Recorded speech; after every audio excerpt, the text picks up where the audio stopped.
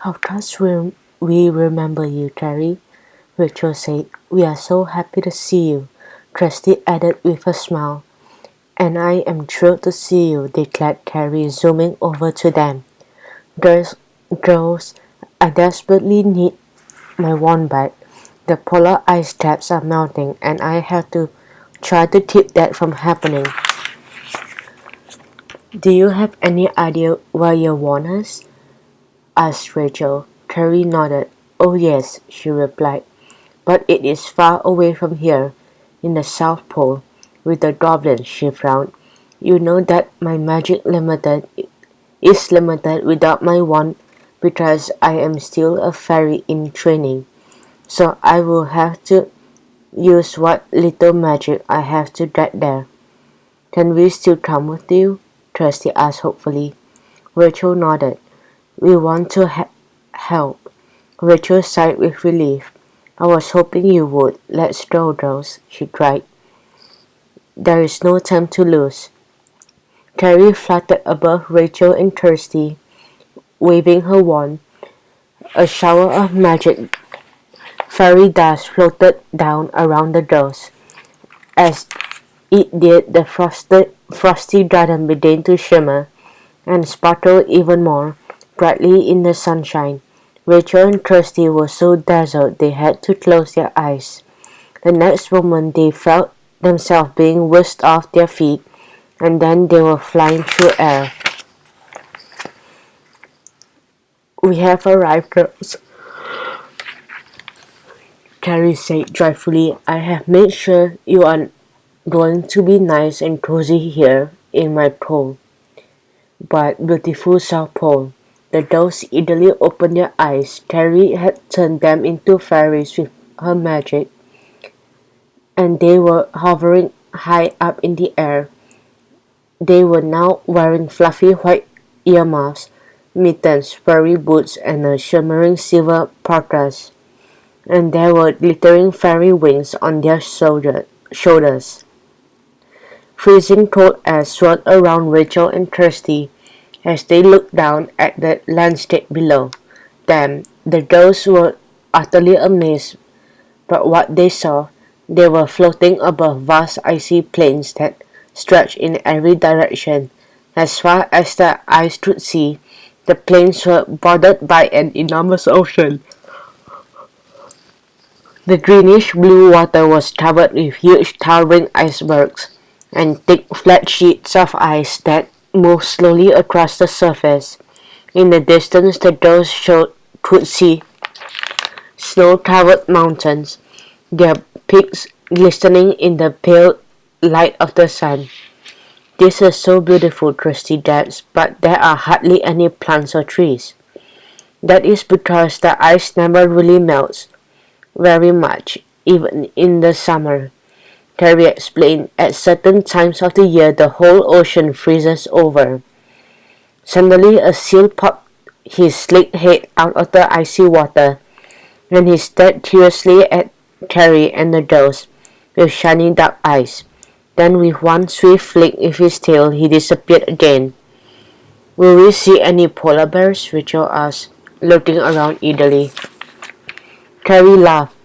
Animals like polar bears and walruses and caribou live in the North Pole, she told the girls. But there are lots of different animals here. I will show you around while we search for my wand. Come on. Rachel and Kirsty quickly flew after Carrie as she jetted off the water. Look at the iceberg below us, Rachel said to Kirsty.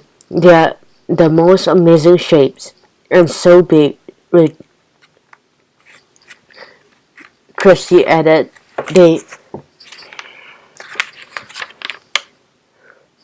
are taller than our cottage back in Rainspell. Just then a spray of seawater shot into the air. Carrie and the girls had dodged to avoid getting splashed. See the blue whale, girls? Carrie yelled. That water came from his blowhole. Rachel and Kirsty glanced down and just caught a glimpse of the enormous whale as he dove under again. There is so much to see here, Kirsty exclaimed. It was then she spotted something glinting in the sunshine just ahead of them. Oh, what is that? Kirsty cried, pointing it out to Rachel and Carrie. When the three friends flew closer, they saw that it was a long thin icicle hanging from the iceberg. Kirsty's face fell. I thought it was the one, she said. She sighed. Listen, Rachel said suddenly. I can hear something. She spun around in the air and spotted a large group of penguins standing on the ice sheet not far behind them.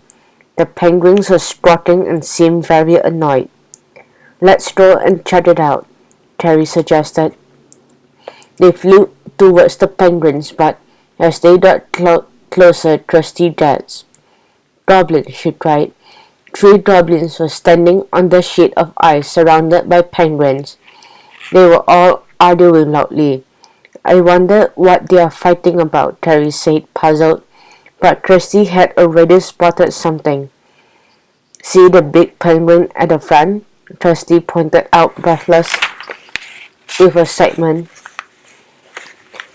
He has your wand. The penguin was holding a gleaming wand firmly between his black flippers. When one of the goblins lunged to grab it, the other penguins immediately rushed forward, flapping their flippers at the goblins. He quickly retreated, scowling. The penguins don't want to give up the wand, Rachel said with a grin. The 3 goblins were muttering among themselves. Suddenly they all dashed towards the big penguin. They took him by surprise, and one of the goblins managed to grab the end of the wand, but the big penguin, squawking with rage, held tightly on to the other end. They are playing tug of war. Kirsty laughed as the other penguins and goblins rushed to join the battle of the wand. The goblins were outnumbered by the penguins, but they were determined not to give in. They jumped up and down, tugging hard at the wand. Suddenly there was a loud crack. What's that? Kirsty gasped. The sheet of ice has cracked in two, Carrie shouted. The ice that the goblins and penguins were standing on had broken away from the main sheet and was floating away. The goblins were thrown off balance, but the smallest one just managed to wrestle the wand from the big penguin as he fell over. I got it, the goblin roared triumphantly, waving the wand in the air. Give it to me, the others yelled, both trying to grab it. Looking disgusted with the goblins, the penguins dove in the water and swam off. Meanwhile, the piece of ice continued to float away as the goblins argued over the wand. The goblins don't realize it, but they are stranded and floating out to sea, Rachel exclaimed. Yes, they are in great danger, Carrie added anxiously, and they are taking my wand with them.